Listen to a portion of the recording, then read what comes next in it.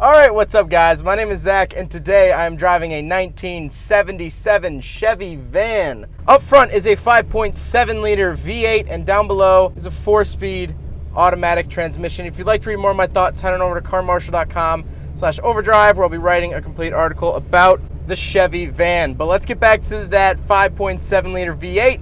It is a Chevy 350, a very worked through engine, very common engine, and that is the stock engine that comes in the van. Now this van does have a cam. The engine has an aftermarket camshaft, but other than that, it's a stock engine that came in the van. Like I said, paired to it is an automatic 3-speed. It's from the 70s. It shifts, eventually, and I really can't complain too much about it. It drives like a van. I mean, I don't know really how else to describe it. It's very sluggish. It's not sporty in the slightest, but you're driving essentially an apartment, which I'll touch more on later. Last but not least, the van is rear wheel drive. Now let's get to the interior, because that is the big part of this van. So in front of me, I have two very 70s gauges. On the left is my speedometer, and on the right is actually 4 smaller gauges. Within the pod, I have fuel, oil pressure, coolant temperature, and voltage. The steering wheel is straight out of a 70s catalog. I think it looks great. To the left, I have wipers that are just kind of stuck on the dash, and my lights are also just stuck on the dash. Interestingly enough, there is actually a third pedal. Now, as you heard me say, this is not a manual transmission. Well, that third pedal, it looks literally like a foot, is for the high beams. So it's actually a foot operated high beams, which I think is pretty interesting. To the right, I have my heater options. And then in the center, I get a radio. I get another oil pressure, coolant temperature, and voltage meter, which has been added in the aftermarket. Up above me, I have a bunch of added stuff. A lot of the stuff in this van is going to be custom, because this was sort of a van culture van, and I'll talk a little bit more about that in a little bit. But up top, I do have CB radio equipment and an added sunroof, some lights. The center console, I have 2 really nice cup holders made out of wood. And then I have some pretty big comfy chairs. I know it looks like I'm not wearing a seatbelt. I actually am. This only has lap belts. The seats are out of a slightly newer van from the junkyard. The previous seats had just been used and abused for so many years. Now let's get to the back. I'm sure you guys are all excited as I am to talk about the back. All right, so we are in the back of the 77 van. It's really warm in here. The back door actually currently, it opens and closes, but it's been chipping the paint recently. So I'm not going to open up that door. It's really warm back here. But this is super, super cool. Now, the coolest thing about this back here, and I'll give you guys a tour in a little sec, all of this was done by the owner's family. The owner's grandfather and dad did the woodworking. They built these cabinets. They did this super 70s carpeting on the walls. The owner's mom did some of the painting, and just, it was a group effort, which I think is really cool.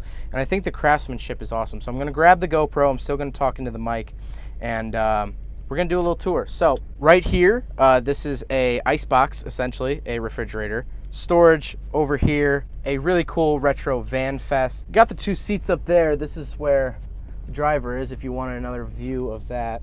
But then we have a nice bed, 4 windows in the back with a sunroof, super plush storage down here, storage down there.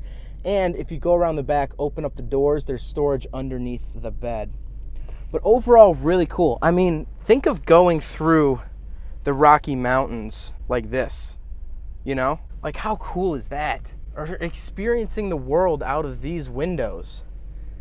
Seeing places you've never seen before. I don't know. I just think that that's super cool. Now, obviously, other 77 vans are not going to have an interior like this. This is totally custom. This is a one-off. You won't find this again. But this is what people did. This is what van culture was. People made plush, comfortable interiors, slid open their huge door, and welcomed their friends in. And I think that's really cool. I hope that I can provide an experience like this for my kids one day. I really do. Something that I can really bring people together. This was a joint effort. That's the thing that I don't like about my Mazda RX-7, is that it's really, at the end of the day, it's my car and I do what I want with it, which is good. But it also, I can't get other people involved in it. You know, my girlfriend has no part or place with my RX-7, and I don't like that. I want to incorporate her. She's a huge part of my life. I want her involved in the stuff that I am, you know? I want to do joint things. I want to spend time with her while doing my passion. And that's what this van was. I think I need a van. I think I need a van. The van looks great. I mean, I think the van really looks cool. It's brown on brown with brown flames. I don't think there's a more 70s paint job than that. And I think it looks absolutely awesome. It is period correct. And the reason for that, like I mentioned earlier in the back, is that this was built in the 70s. It was resprayed in the 90s, so the paint is slightly newer, but this was customized in the 1970s. That's why it's so 70s. But I think the van looks great, and you'll notice on the back it says High Roller Van Club. Now, this was a van club in Northern Illinois, and it still exists today, although it's a little bit more dormant than it used to be. That's the talking point that I really want to drive home with this van, is that this was less a vehicle, less something like, I'm looking at a CR-V right now, or a Ford Focus, or a Hyundai Sonata. Yes, this van got you point A to point B, but it was also part of the culture. Van culture was such a movement, honestly. There were van shows, there were van meetups, there were van cruises, just for people who customize their vans. This was honestly a way of life rather than just something that someone did in their free time. You made your friends through the van club. You had friends with other vans. You would visit each other in each other's vans. So before I got into this, I wanted to compare van culture to stance culture, because they're both sort of things that I never really got into, but I kind of respect. But this is not like stance culture, because this is actually useful. This was a strong community of enthusiasts that tried to build the most comfortable, the most plush, but also the most striking vans that you could build. Like I mentioned earlier, the owner's family, this was a group effort.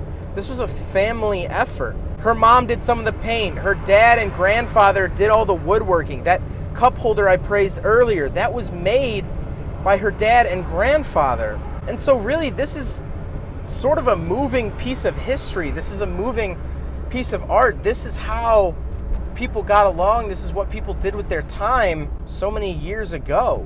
And while van culture's gone and fads come and go, I miss that. I wish that there was more camaraderie in today's car cultures. I wish that people got along more. I honestly wish that people built more things like this rather than stance cars. Well, I hope you guys enjoyed the video. I hope you guys learned something about the 1977 Chevy van and van culture itself. Really, this is less of a review of the 77 van itself because this is so custom. It's more of a view, a reflection on van culture itself. This was a unique part of history, and I really wish that I was a part of it. But hope you guys enjoyed the video. Don't forget to rate the video, comment on the video, and subscribe if you really liked it. Take care, guys. There goes a sight from my soul.